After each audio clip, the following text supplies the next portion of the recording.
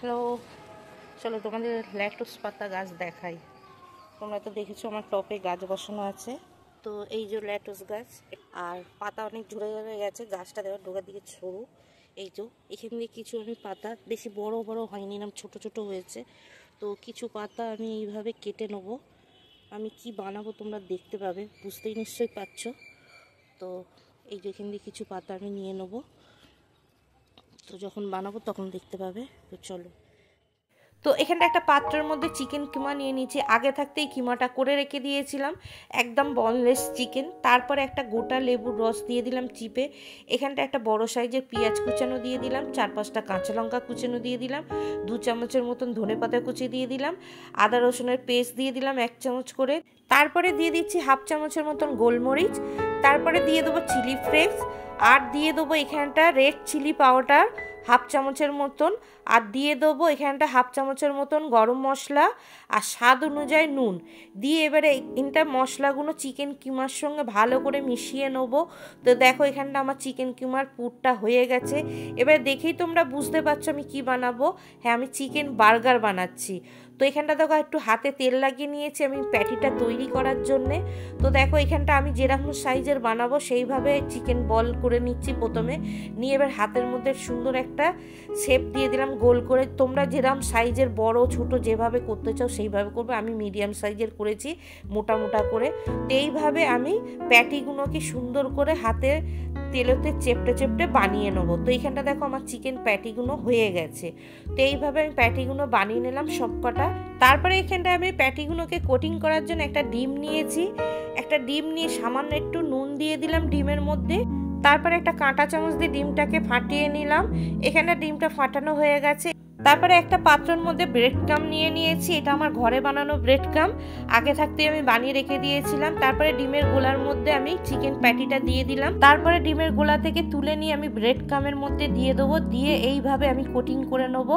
তো ব্রেড ক্রাম্বের মধ্যে আমি একটু চেপে চেপে কোটিং করছি। সবকটাই কিন্তু আমি চিকেন প্যাটি এইভাবে আমি ব্রেড ক্রাম্বের মধ্যে কোট করে নেবো। তো দেখো এইভাবে কিন্তু আমি সমস্ত প্যাটিগুলো বানিয়ে নিলাম। পেলে কত সুন্দরভাবে প্যাটিগুলো রেডি হয়ে গেছে।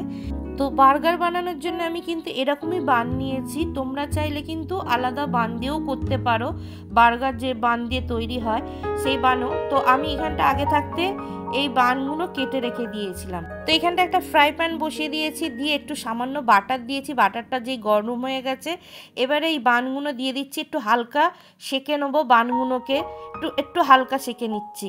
তো দেখো এই বানগুলো আমার সেঁকা হয়ে গেছে। বার্গারের জন্য আমি একটা ডিপ বানাবো। এখানটা নিয়ে নিলাম টমেটো কেচাপ, আর এখানটা আমি 2 রকম মিওনিজ ব্যবহার করব। স্যান্ডউইচ মিওনিজ 1 চামচ দিয়ে দিচ্ছি, আর দিয়ে দেবো এর মধ্যে বার্গার মিওনিজ। তো এখানটা 3 রকম সস দিয়ে কিন্তু আমি একটা ডিপ বানিয়ে নেবো। তো দেখতেই পাচ্ছ আমি 3 রকম সস দিয়ে দিয়েছি। দিয়ে সুন্দর করে 3 রকম সসকে ভালো করে মিশিয়ে নিলাম। তারপরে ফ্রাই প্যানের মধ্যে তেল দিয়ে দিলাম।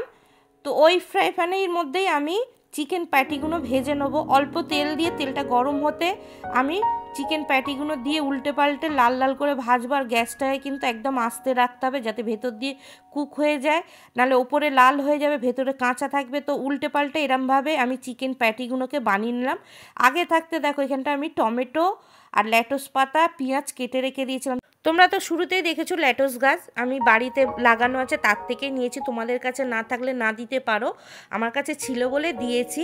তারপরে দেখো যে বার্গার বানগুলো নিলাম, নেওয়ার পরে যে ডিপটা বানিয়ে রেখেছিলাম এই বানের মধ্যে লাগিয়ে দিলাম ডিপগুলোকে। দেওয়ার পরে লেটুস পাতা দিয়ে দিলাম।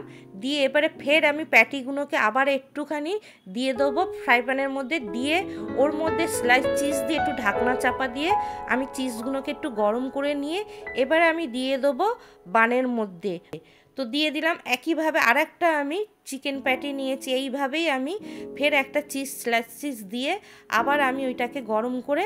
তো আমি এইভাবে কিন্তু চিকেন প্যাটি আর চিজটাকে গরম করে আমি বানের মধ্যে দিয়ে দিলাম। দিয়ে এবারে কেটে রাখা পেঁয়াজ আর টমেটো দিয়ে কিন্তু আমি বার্গারটাকে সাজিয়ে নেবো। তো দেখতেই পেলে পেঁয়াজ আর টমেটো দিয়ে দিলাম। প্যাটির ওপরে বানটাকেও ডিপ লাগিয়ে নিলাম। দিয়ে আমি দেখো এর ওপর দিয়ে আবার দিয়ে দিলাম। দিয়ে পুরো বানিয়ে নিলাম বার্গার। দেখতেই পাচ্ছ একদম রেস্টুরেন্টের মতন কিন্তু আমি বানিয়েছি, দেখতেও যেরকম হয়েছে খেতেও কিন্তু অসাধারণ হয়েছে। কি মনে হচ্ছে কি আমি বাড়িতে বানিয়েছি, মনে হচ্ছে তো কেনা। বড় বড় রেস্টুরেন্ট থেকে আমরা এরকম বার্গার কিনে খাই কত টাকা দিয়ে, ক্যাফে থেকে।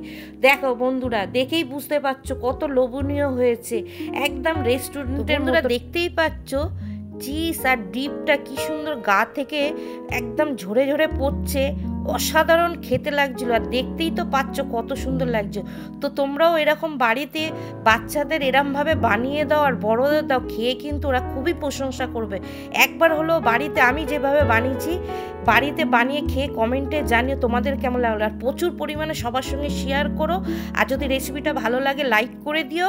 চলে আসছি অন্য কোনো রেসিপি নিয়ে, টাটা।